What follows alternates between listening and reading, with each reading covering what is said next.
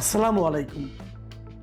প্রিয় দর্শক, গতকাল 18 ফেব্রুয়ারি যুক্তরাষ্ট্রের প্রেসিডেন্ট ডোনাল্ড ট্রাম্প আমাদের নতুন প্রধানমন্ত্রী তারেক রহমানকে অভিনন্দন জানিয়ে একটি চিঠি লিখেছেন।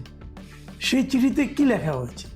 ট্রাম্প যখন আমাদের সরকার প্রধানকে অভিনন্দন জানান, সেটা তো আমাদের জন্য খুব আনন্দের খবর যে ওনারা এত বড় দেশ, বিশ্বের সবচেয়ে বড় দেশ, সারা দুনিয়াকে দাপিয়ে বেড়াচ্ছেন, সারা দুনিয়াকে দৌড়ে বেড়াচ্ছেন, একে হুমকি দেন তারে হুমকি দেন। সেই দেশের প্রধান ব্যক্তি আমাদের প্রধানমন্ত্রীকে চিঠি লিখেছেন। এটা কি আমাদের জন্য আনন্দের নাকি উদ্বেগের? একটু কথা বলি। বিষয়টা হয়েছে কি, আপনারা জানেন যে ডক্টর ইউনূসের গভর্নমেন্ট যাওয়ার আগে, বিদায় নেওয়ার আগে তড়িঘড়ি করে, এত তড়িঘড়ি, এটা আর এটা চিন্তার বাইরে, তড়িঘড়ি করে তারা যুক্তরাষ্ট্রের সঙ্গে একটা বাণিজ্য চুক্তি করেছে। কি সেই চুক্তির ভেতরে কি আছে, কি শর্ত আছে, তারা আমাদের কাছ থেকে কত % শুল্ক নেবে এবং শুল্ক যা তারা যে কমানোর বিনিময়ে আমাদের কি কি জিনিস, তাদের কোন কোন জিনিস আমাদের এখানে বিনা শুল্কে ঢোকাতে হবে, অথবা তাদের সঙ্গে আমাদের কি কি ক্রয় চুক্তি হয়েছে, আমরা কি কি তাদের কাছ থেকে কিনবো বলে অঙ্গীকার করেছি, কোন দামে কিনবো বলে অঙ্গীকার করেছি, এর কিছুই আমরা কেউ জানি।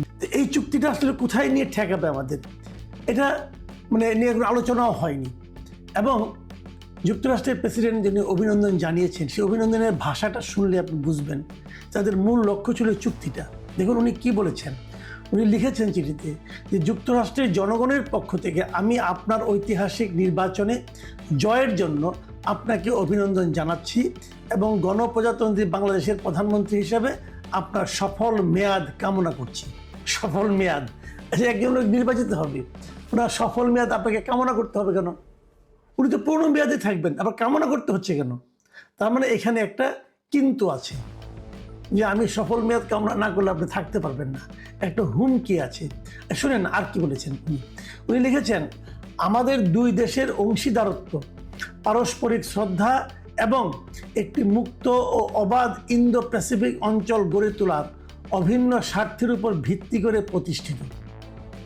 একটা মুক্ত এবং অবাধ ইন্দো প্যাসিফিক অঞ্চল গড়ে তুলতে হবে।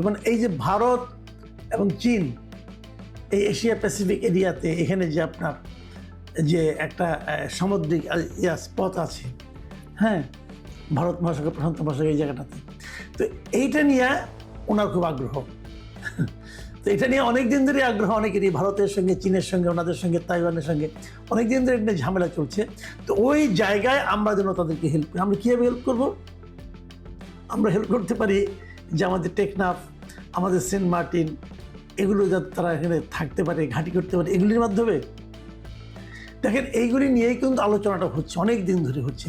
যা হোক, তারপরে উনি কি লিখছেন, যেখানে শক্তিশালী ও সার্বভৌম জাতিগুলো সমৃদ্ধি লাভ করতে পারে।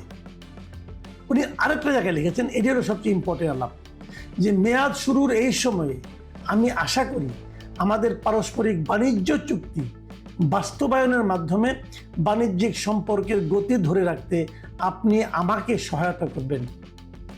এই চুক্তি আমাদের উভয় দেশের কৃষক ও শ্রমিকদের জন্য কল্যাণকর। তার যে চুক্তিটা করা হয়েছে, সেই চুক্তিটা বাস্তবায়নে তারেক রহমান সাহেব ওনাকে সহায়তা করবেন। চুক্তি বাস্তবায়নে লাভটা ওনারই হবে, ওনাকে, আমাদেরকে হেল্প করতে হবে, আমাদের দেশকে। এই হলো গিয়ে তার চিঠির ভাষা। কেন এই চুক্তিটা করা হয়েছিল ওই সময় তড়িঘড়ি করে, এটা নিয়ে অনেক কথা হয়েছে। কিন্তু যে এই চুক্তিগুলো তারা এমনভাবে করছিল যে বলতে পারতো, কিন্তু ডক্টর ইউনূস বলতে পারতো না যে আমাদের যাওয়ার সময় হয়েছে, আমরা এখন চুক্তি করব না, নতুন সরকার আসবে, তারা চুক্তি করবে, তারা জানবে তারা কীভাবে দেশ পরিচালনা করবে। কিন্তু তা না, ওনারা অতি দ্রুততার সঙ্গে এই চুক্তিটা করেছেন।